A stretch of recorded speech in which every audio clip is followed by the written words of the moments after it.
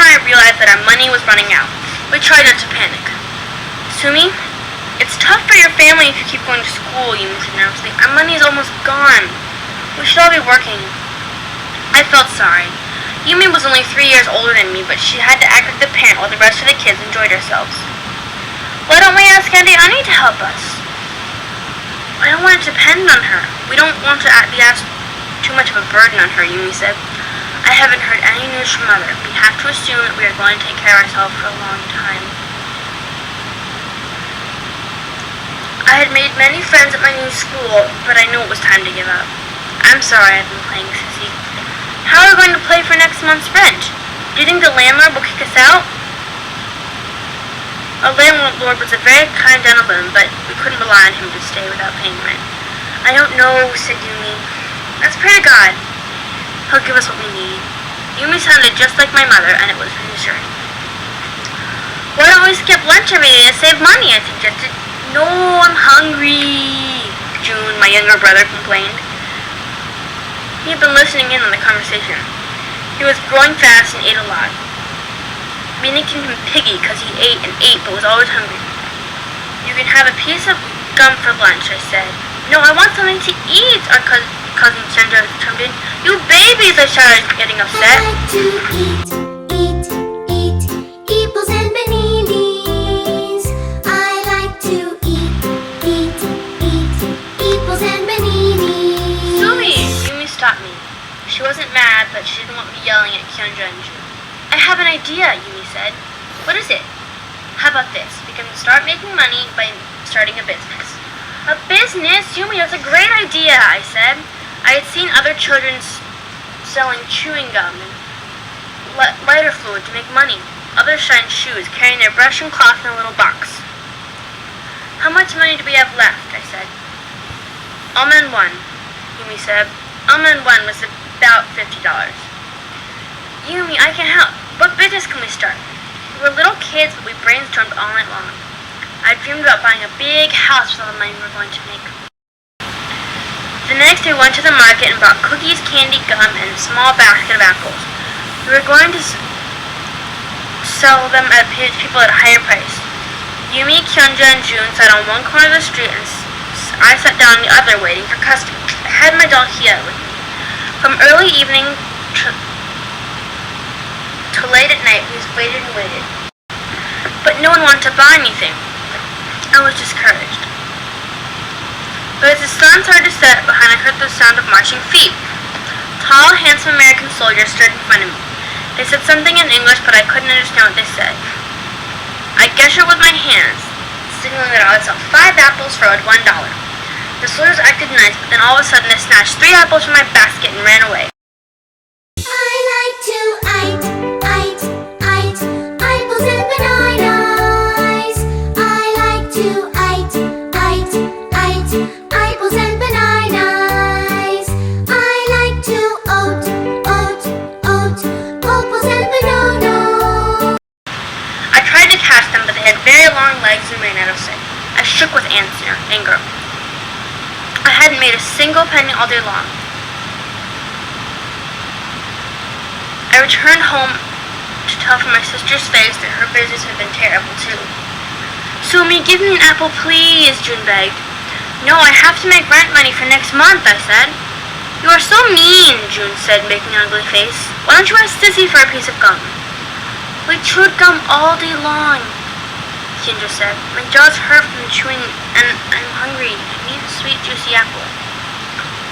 Sorry, can't give you any apples. Go to bed early so you don't feel hungry, I said. I felt terrible inside. I didn't want to treat the English so badly. The sound of the soldiers giggling as they ran away resounded in my ears. I like to apples and bananas. I like to apples and bananas. I like to apples and bananas. Chapter 16, Mother. Days by day, my hopes grew dimmer. A short time after starting our business, Yumi got sick and had to stay in bed. I made ginger tea for her. Sissy, drink this hot ginger tea, I said. I put some honey in it. Sumi, I'm so sorry. she said. "I've got a big headache and my stomach feels terrible." Her face was red like a burning furnace. "Let's go see a doctor. You have a high fever." That's enough.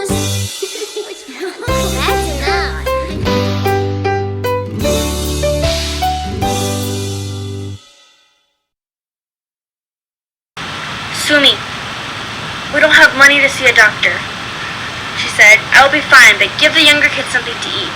"Don't worry, I fed them already." I tried to remember what my mother used to do when I was sick. "I'm going to make the miracle stew for you, Sissy, just like Mommy used to," I said.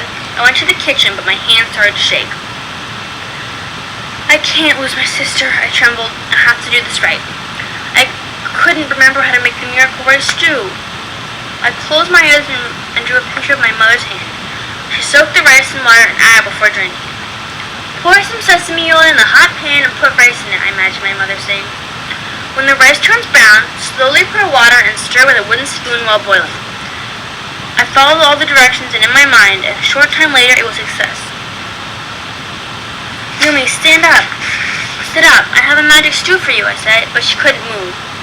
I had to put a spoon to her mouth and feed her little by little. I changed the cold towel on her forehead. I struggled to take care of her. The next day, my shoulders felt heavier than before. "I'm only 9 years old," I murmured. "How could I pay rent? How could I take care of my younger brother and Kyunja? What would I do if my sister didn't recover?" I thought. "I can't do everything. Things are going wrong." I looked at my empty wallet and filled my basket with the rotten apples. I should have given all these apples to my younger brother and Kyunja before they rotted, I thought aloud. I salvaged what I could and gave the better apples to the younger kids. I couldn't hold back my tears.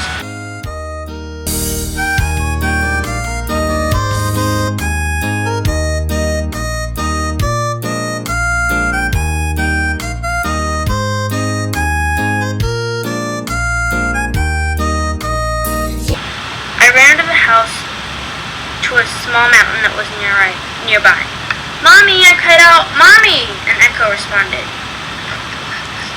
I thought on and about the days that had passed, standing at rifle point, being lost in the streets, running from the fire, struggling in a cold, empty field, and Sissy's sickness. It seemed as though my sorrow would never end. It's like wild wave at sea. "I'm only a kid. I'm too young to be an adult. Let me go back to my childhood in peace. This is too much," I shouted. I thought for several hours on the mountain, shouting and listening to my echo each time. It was like a conversation. I started to feel better. "I am not alone," I shouted. "Not alone," the echo responded. I started to breathe easier. My mind cleared up. I stood up. "Okay, I'm going to do my best," I said. It was time for dinner.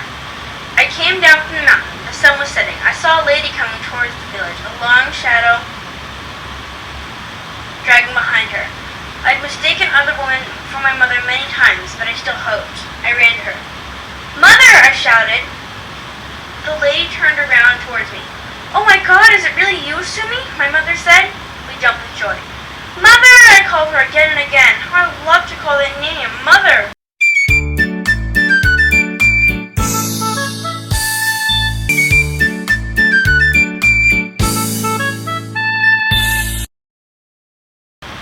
"Mother, where are Pyong and Young? Are they alive?" "Don't worry, Sumi. Your older brothers are just fine," my mother said. "I met up with them at Jeju Island. Look behind me. They're coming." But I didn't see anyone there. "But Mommy, where are they? Call them." "Where are you?" "The lions are coming," a boy's voice shouted. My heart pounded. "Real lions or fake ones?" I yelled. My twin brothers suddenly appeared. They had been hiding behind a big old pine tree. They crunched their fingers, made playful faces, and ran over and gave me a hug. "Grr, 2 big real lions are here."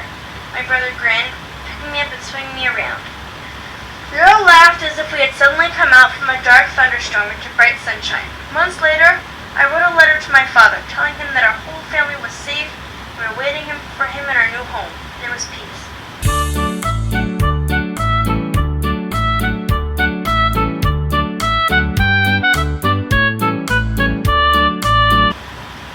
Dear Dad, Mother says you will be back in 2 months. I am excited to see you. Dad, I know where peace comes from. I thank the Lord. He says hello to you too. I love you, Sumi.